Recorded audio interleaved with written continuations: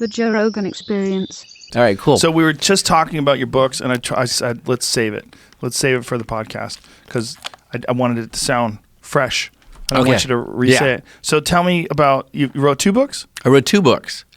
And, as you know, I'm a, movie writer and a movie and television producer. To say it mildly. I mean, you made some fucking amazing movies. Wow, thanks. Thanks, Joe. My pleasure. Yeah. And all this, I think, my whole life and whatever those stories are, the movies are, and the successes, I kind of think anyone that's really focused can do what I do. So that was kind of the end product of the first book, which was called A Curious Mind: The Secret to a Bigger Life.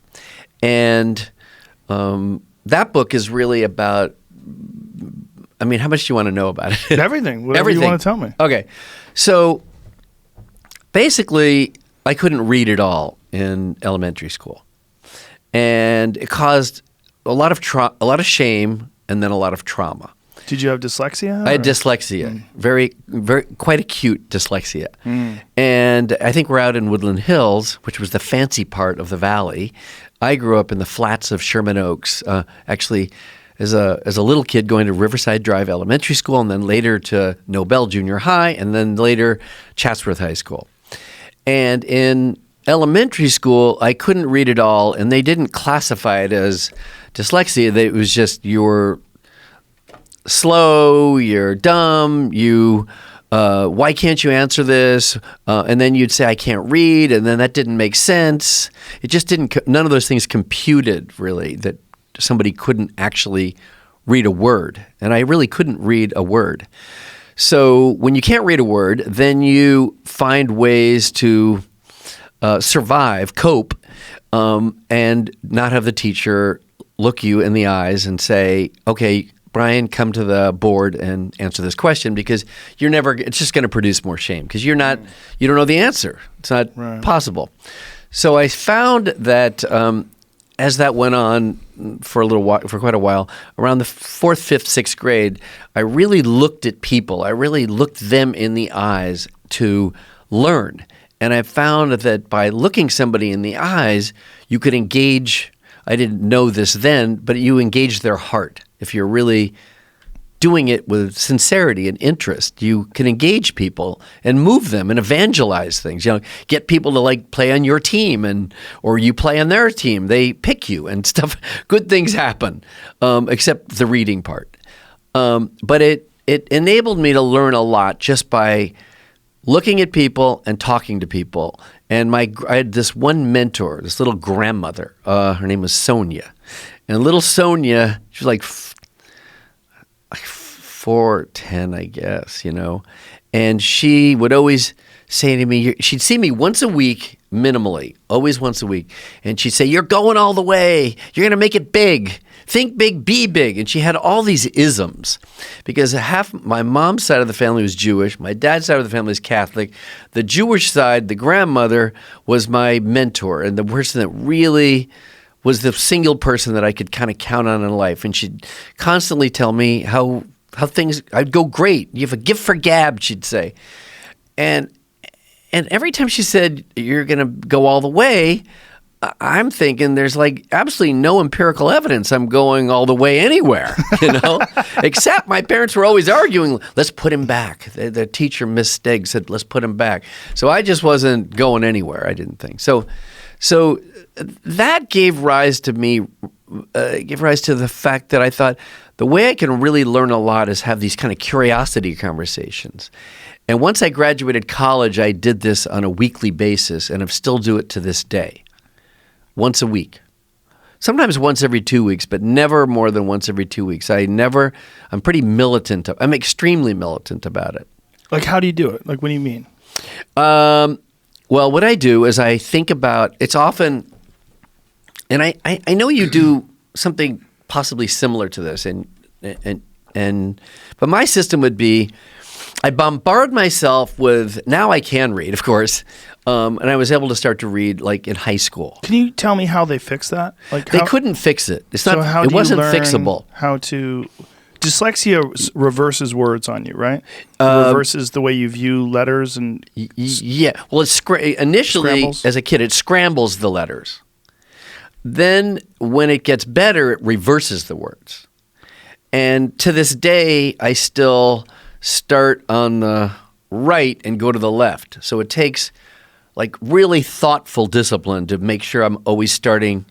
Do you mean with the sentences or with with the sentences? words? With the sentences. Really? So you'll start at the right end of the. You should read Hebrew or something, isn't that? Doesn't it go right Chinese to left? or something? Yeah, I guess. Different languages do that, right? Yeah, I guess they do. But incidentally, when you have dyslexia, it's very hard to learn other languages. So I would imagine. very, very hard. So, but I can read, and I bombard myself. So how do you switch it around? Like when your brain is making you read right to left? Yes. I started to learn, just create just like an exercise, a discipline, where I could, like as in college, I was able to read. I could force myself to start on the left and go to the right. Is there a certain mechanism that's causing you to do right to left? Like, do they know what the cause of this is? Not that I know of. Not that I know of. Probably something neurological and certainly genetic. I mean, I have no genetic trace, but it has to be a letter within your genome. I have to having to guess. So you learned how to read, you learned how to figure it out, and then you said you have these conversations at least once every 2 weeks. So how do you do this? Like, what do you organize them? They're structured? They're structured.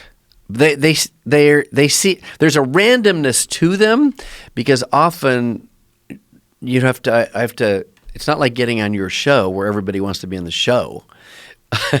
I say that with a compliment, of course, but I'm begging people because even though sit down with you, I'm begging them to sit down with me, and I'm groveling, and I'm calling assistants directly. I have 3 assistants, but I make all of my own phone calls always. You know why? Because I have this discipline of getting to know assistants and going, "Hey, it's Brian. Is Richard around?" And I just I do that. Well, that's so refreshing from a guy who's as successful as you are, because so many times when people get that successful, you insulate yourself with a bunch of other people who do all the calls for you and open all the doors for you, and you just you stay insulated and more aloof. Yeah. Thank you. Thanks. Well, people do. I mean, look, there are producers that are let's say we're in the same category or same ilk, that just do it differently. I made a lot of deliberate choices through trial and error. I went through the 80s where power guys had desks above the other chairs that are on the other side. The power guys always had black lacquer furniture. They did all these power things.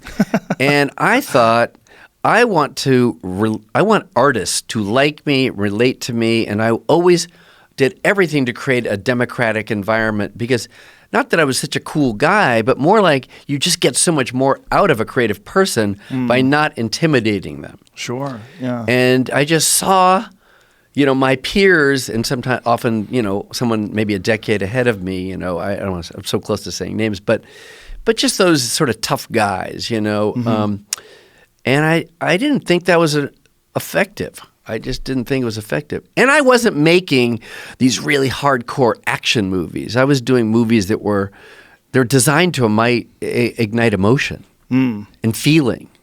In fact, even when I do public speaking, I say, Brian Grazer, whatever they might say, but I always say I'm in the feelings business. I'm not a movie producer. I'm in the feelings business because I feel like that's what we want out of a cinematic experience for me. Sure. For the movies I'm interested in doing or TV shows. Because I grew up loving those movies of the 70s, and I'm captivated by things that move me emotionally and elevate me emotionally. So you make these phone calls and you arrange these conversations. So you arrange basically a podcast that no one's listening to. That is kind of like it. That's exactly. I never thought of it in those words. That is really funny. You should probably record them. So I've done it for, say, 35 years. Really? And Yes. you didn't record any of them? The first 15 years, nothing. I didn't write really notes either. And then the second 10 years, that was, I'd say 15 was nothing. I just did it because I felt like that could inhibit somebody, or I felt like I was trying to do these sort of down low in a way. Like I didn't want to commodify them, like industrialize my conversations. Right. And I had friends go like, "Oh, can we be part of it?" And I tried it once with a couple other guys during my thing, and it fractionalized my attention. Yeah. And what I found, the great thing about the conversations, the one-on-one with no one else in the room, which that's all I do. Again, I tried it different ways. Is it create what you're trying to do? I'm trying to do is like create the best date that Isaac Asimov ever had, or I mean, I have so many people, just Margaret Thatcher. I'm trying to I'm trying to have no idea of time and space, and I want them to have no idea of time and space, and because that is like your best date. Yeah. And I always think like, what is my best date with a girl? For me, Brian, because my best date is I'm not even thinking about time, and it becomes almost like a biochemical event. It's just things are evolving. Yeah. And I felt like I could do this with many Nobel laureates, with Sheldon Glasgow, who converted the 4 forces of nature to 3. And I brought his name up because, well, first of all, I knew that your show you could do whatever you want, and with Sheldon Glasgow, it's like I usually do an hour or 2 hours, but I hung out with this guy, shut my whole day down for 6 hours. Wow. Just because I was so captivated by him, and he talked about multiple subjects. So basically, I'm always got somebody that I'm really wanting to meet, and it takes a year at least, or sometimes years, To organize this. to get them to say yes, or to be in the same city, or be willing to say yes and me fly to New York or some other place. It sounds like you have figured out the benefit that I've experienced from having podcasts and having these kind of conversations, one-on-one conversations, but you did it just for your own personal edification. Yeah. Yeah, it's kind of amazing, but it's I have gotten more out of talking to people like this, and it made me grow more as a person, and made me understand more about communication and how to talk to people than anything I've ever done in my whole life. Because you don't normally have this completely unfiltered. It's one of the reasons why I like headsets as well, because it locks you in. Yeah. It's like your volume of you talking is the same level in my ears as it is in your ears. We're all on this one. It's not like there's distance between us. We're in each other's ears. And we're talking. There's no That makes phones. sense. There's no nothing. We're sitting across from each other. How would I ever organize this? I thought about that with so many different people that I've had a chance to talk to. Like, how would I ever get Sean Carroll, the astrophysicist, to sit down and just talk to me for 3 hours? You had to captivate him. I would never get him to do that. No. I would never get him to, hey, let's put headphones on and you just tell me about stuff. Like, explain to me about. No one would ever do that. I agree. But because of this thing called a podcast, because I can share it with all the other people that are listening, I've had this chance to have these kind of conversations. And it sounds like you've done the same thing, but without an audience. Exactly. That's really brilliant. It's a brilliant way that you figured out that this is a great way to expand your own understanding of people by being one-on-one with these brilliant folks. Yes, exactly.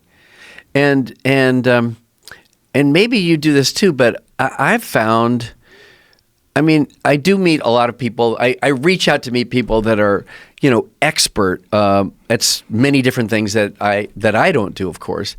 But sometimes I become really motivated just to meet somebody because they're so uniquely committed to something. Like they're so obsessed. Yes. And I've even found that I've learned a lot from Uber drivers and baristas and stuff where but